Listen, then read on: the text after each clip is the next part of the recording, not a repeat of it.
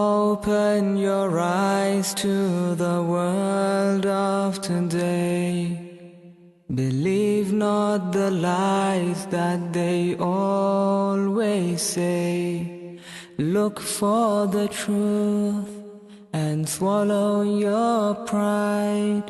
For things that you thought that didn't exist, that you might find.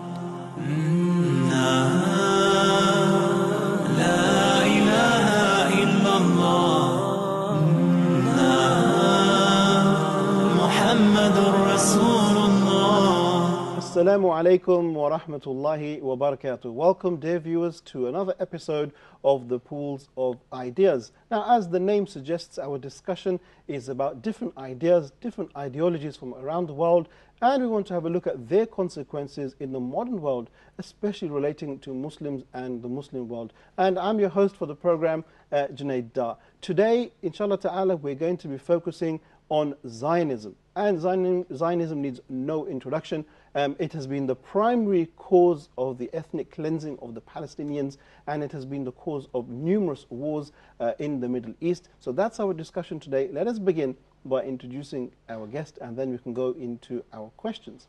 If I can turn to my guest and welcome Dr. Mahmoud Al-Khalifa, who is an assistant professor in cultural studies. I'd like to welcome you to our program today. Assalamu alaikum. Wa alaikum salam, and thank you for having me here. Thank you very much. Doctor, our topic today really requires minimal introduction, but it's always good to start off with that. Could you tell us what is Zionism and what is its origin? Actually, Zionism is a colonial ideology that basically wanted or aimed at creating a national home for the Jews worldwide in Palestine. And the problem with Zionism as a movement, it was like many ideologies, it ignored reality, because they were moving from the idea that Palestine is a land without people to fit for a people without a land. Okay. Which is not true, because up till the 1960s, Palestinians were a majority in Palestine. So basically, from the beginning, from 1920 until 1960, Palestinians were the majority. Okay. And the Israelis moved from 12% to the maximum of 35% to 40%. Sure. As immigration from Russia, from Eastern Europe, from many other places continued. Okay. And the problem was that caused this was done. Zionism was the outcome of this desire to use violence to replace, to alter reality. Sure. And Doctor, would you say that Zionism is a religious-based ideology, or is it once again a secular ideology? Actually, on the face of it, it looks like a religious ideology, because it bases its main tenets on the Bible, that Palestine is a promised land, and that it was promised to, what was given as a promise to the Jews. Okay? And that promise was made by God 2,000 years ago. So it's a mythological ideology that uses biblical myth in order to support its modern day claim to Palestine, a country that is already populated by Arabs. Okay, and then is it fair to say that not every Jew is a Zionist, and not every Zionist is a Jew? Of course, we must distinguish between Jews who are living elsewhere and who do not support Israel, and Jews who do the aliyah, or returning back to Israel, and become citizen and hold arms and kill civilians. Okay? So there's a basic difference between Judaism and Zionism. We shouldn't mix religion with politics here. But of course, Zionism has benefited so much from Judaism, as it based its claim on the attractive idea of a return to the promised land according to the Bible. Okay. Otherwise, Theodor Herzl himself did not think of Palestine as a first choice. Sure. He looked at Argentine, Interesting. Canada, places in America, East Africa, okay, which means that it was basically a secularist, settler colonial ideology, not a religious ideology. Okay, great. And I'd also like to talk about some of the greater goals of Zionism. What do they seek to achieve in the Middle East? I think that Israel's intentions is no secret to anybody, and the fact that she's involved in it was involved in 1982 in attacking and controlling South Lebanon, and its involvement in several wars against Arabs in many places. There's no Israel has no definite borders so far, which means that Israel has not declared it is real borders. Okay. So basically, Israel is an expansionist country that Okay. uses violence and that basically contravenes international resolutions Yeah, and Dr. of pulling out from certain Palestinian territories. Okay, and you mentioned they haven't defined their boundaries, their borders. Where would they like to take their borders to and from? I think I don't want to get into speculation about that, but basically, according to myth, they want to hold territories from Euphrates to the Nile. Okay. So, which is a big chunk of. Actually, it's the whole of the Middle East. Okay, interesting. Politically, Israel is a major actor in politics in the Middle East. Would you then say that Israel has a powerful hand in the politics of the whole of the Middle East? It intervenes, and it uses, of course, the support of Europe and America and the Holocaust industry that is, and by showing itself, by trying to market itself in several Western countries as the only democratic state in the Arab world, a democratic state in a sea of hostile autocratic countries. Okay. And could I also ask you about Zionism and its connection with colonialism? What is the connection? And also, with respect to the British, what was the British role in the establishment of Zionism? Actually, Zionism has been much influenced, as I said before, by the colonial settler ideologies. Zionism is very, very close to the South African white model of settling whites. The British settled whites in South African territories. Okay. That is settler colonialism. And Israel, through the Zionist movement, started to have this aim of settling all Jews from all over the world into Palestine. Okay. So it's a settler colonial ideology, and it benefited from the atmosphere of war at that time when the Jews supported the British in World War I. Okay. They were given a promise, the Balfour Promise, for a national home in Palestine. Okay. So Britain, the British Prime Minister Balfour at that time gave them that promise, which means that the very establishment of the State of Israel is basically thanks to Britain's support. And side question, but what was the authority of the British to give a land that didn't belong to them to another group of people? No authority. It's the authority of occupation and colonialism, because Palestine was a British mandate at the time. Okay. Yeah. Okay. So basically, as a British mandate, it was under the full control of the British. The British had the final say about the number of immigrants coming from the world outside, the Jewish population outside Palestine into the Palestinian territories. Okay, and Doctor, as you made mention that many people were now moving over and settling inside of what is now known as Israel. where did the actual inhabitants of this land go then? If these people are coming in and there's people already there, where did those people go? Actually, Zionism is an ideology of terror. And that is one great example of how terror is used to establish a nation. So if Israel was established on much bloodshedding and displacement of literally hundreds of thousands of Palestinians have no chance of returning right now back to Palestine. Okay, and Doctor, when we look at the state of Israel, it's a very small state in comparison to the Middle East, but yet a very powerful one. Where does it get its finance, and who is funding this state?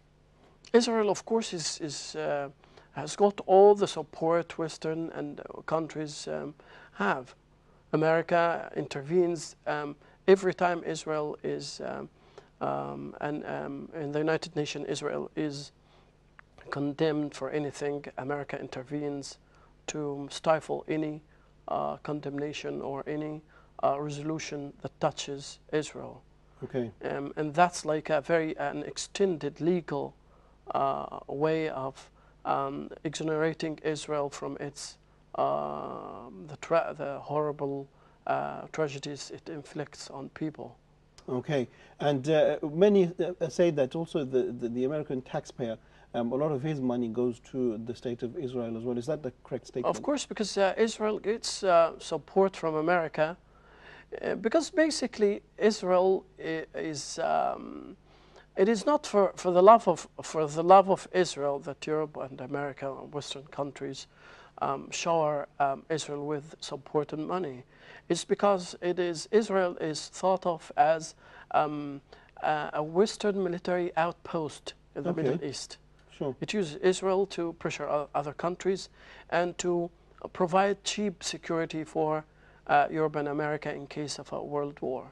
Okay. So basically, it is cheaper to support Israel than create a military base somewhere else. So think of Israel as a military base of the West, an outpost.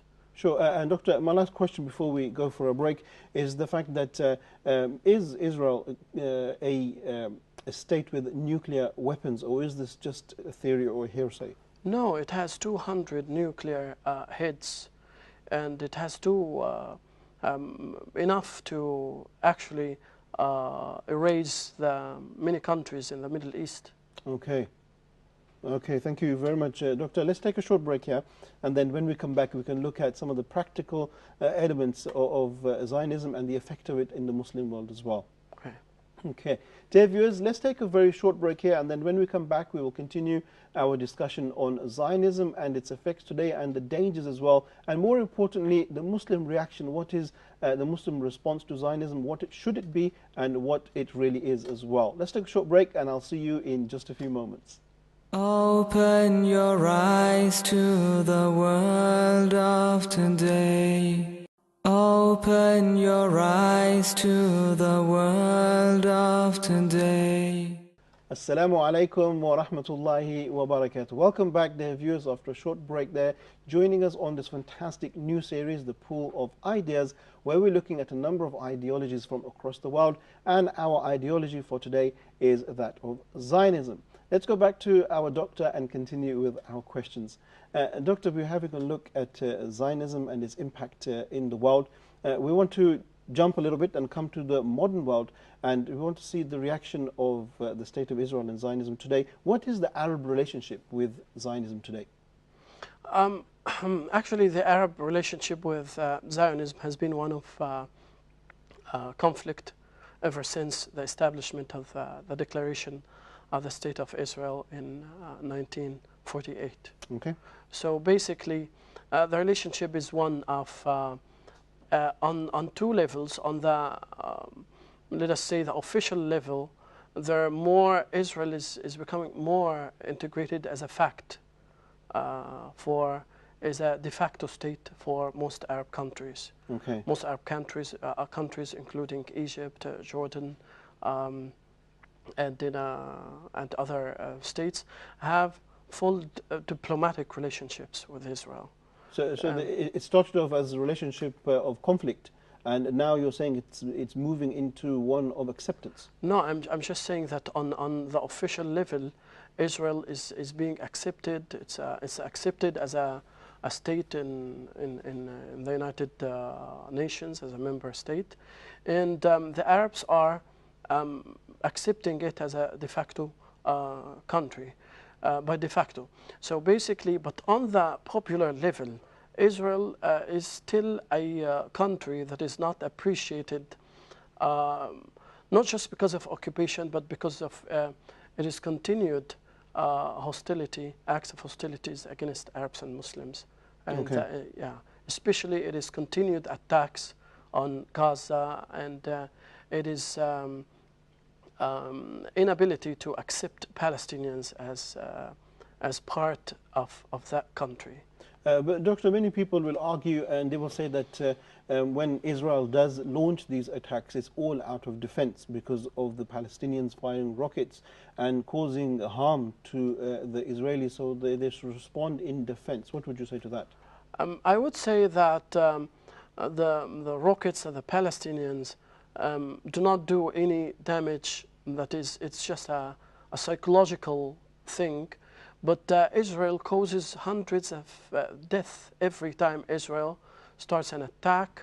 It is response to rockets from Gaza are disproportionate. They're not proportionate to what is, for example, in Israel, in the whole fight, would lose a wounded person, would lose but in Palestine you can have 300, 400 deaths and hundreds of casualties. Okay. As there is no balance of power. The balance of power is in favor of Israel.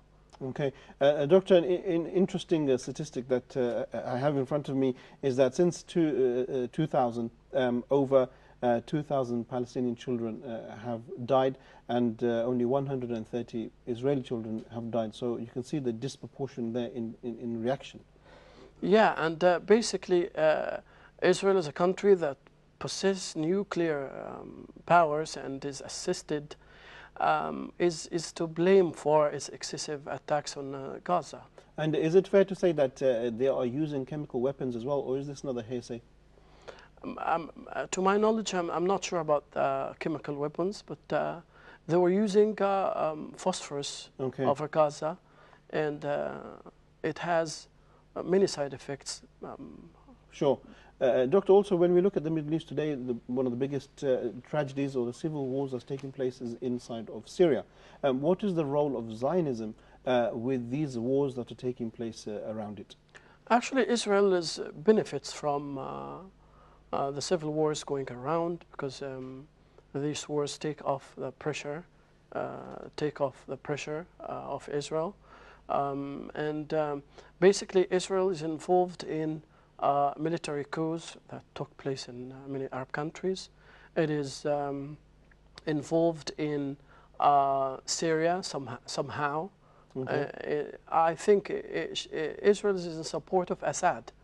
Because it doesn't want a united and a free country on its border.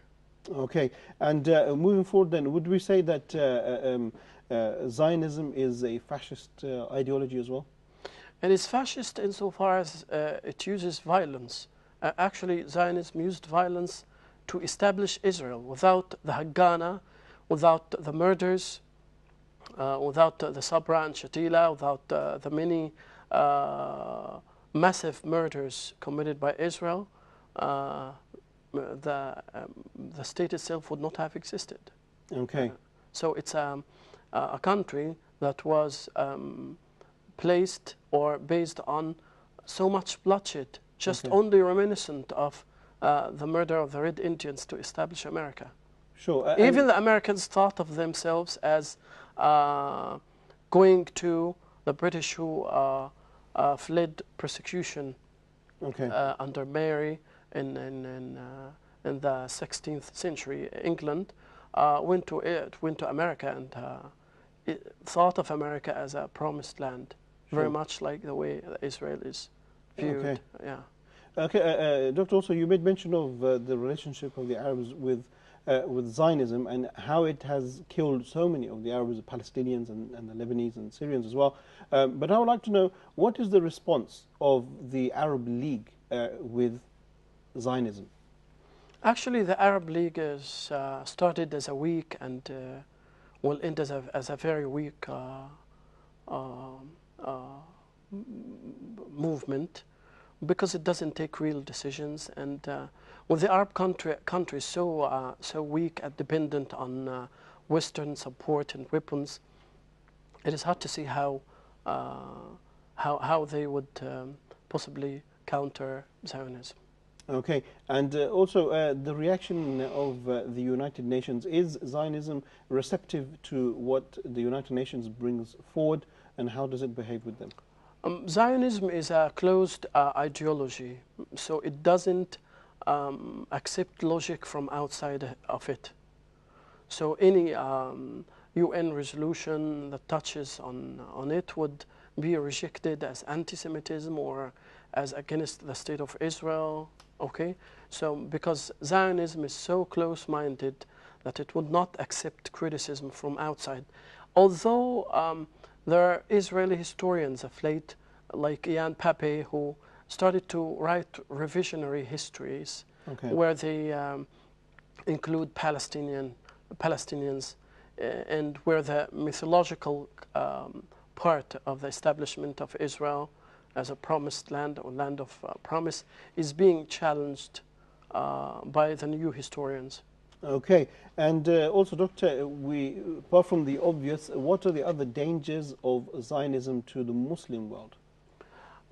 Zionism is not just engaged in warfare against Arabs in the Middle East. It is engaged in Islamophobia.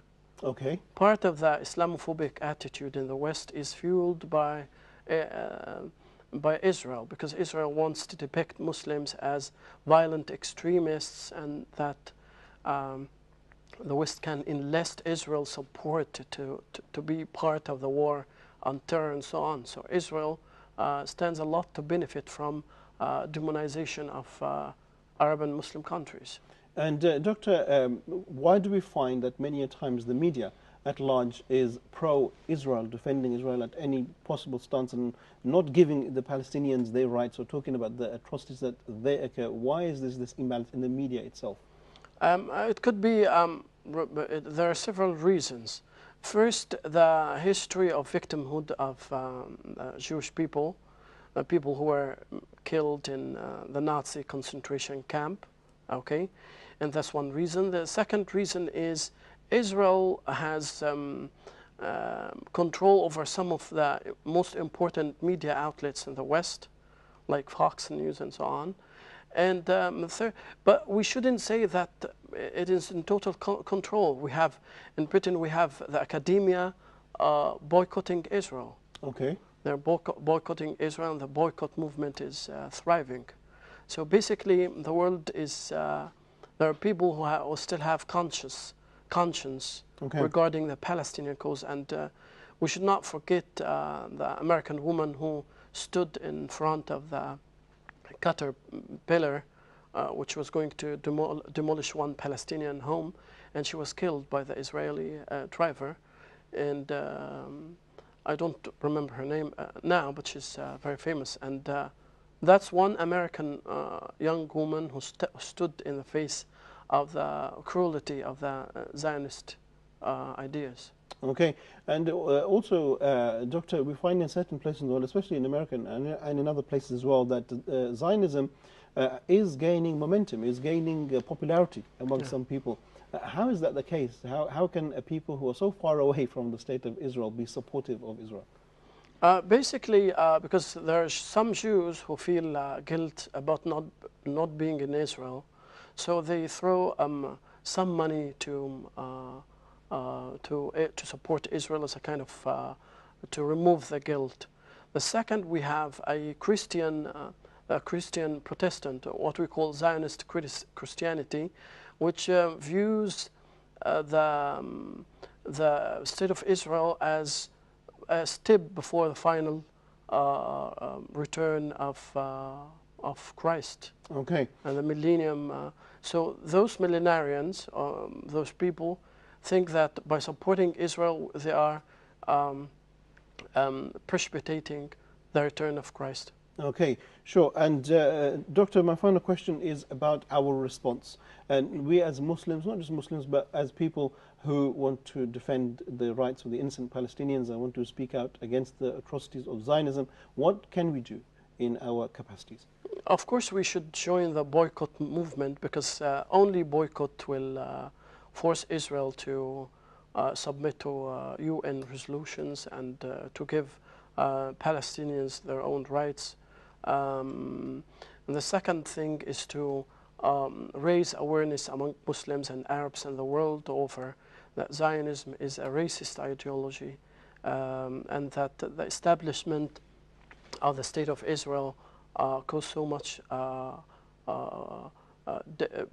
tragedy to the Palestinians. Okay. And we should all, as human beings, stand against Zionism.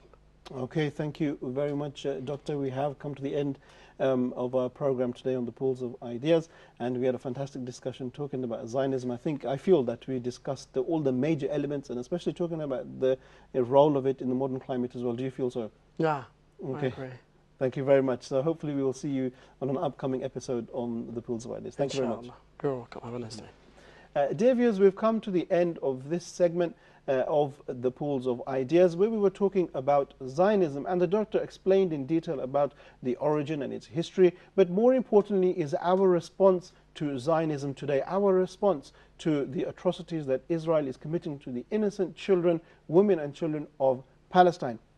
And the doctor made mention, number one, of boycotts, number two, of raising awareness. And you may have seen across your screens very recently in a football match where all the Celtic players lifted up the flag of Palestine, showing their support, even though there are millions of people or far away from the land of Palestine, but showing their support. So we could do the same.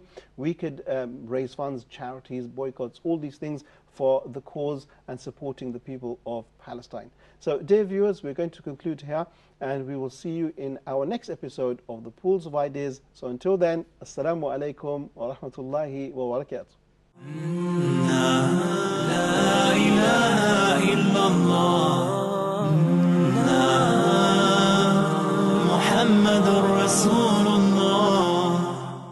Open your eyes to the world of today. Believe not the lies that they always say. Look for the truth and swallow your pride. For things that you thought that didn't exist, that you might find.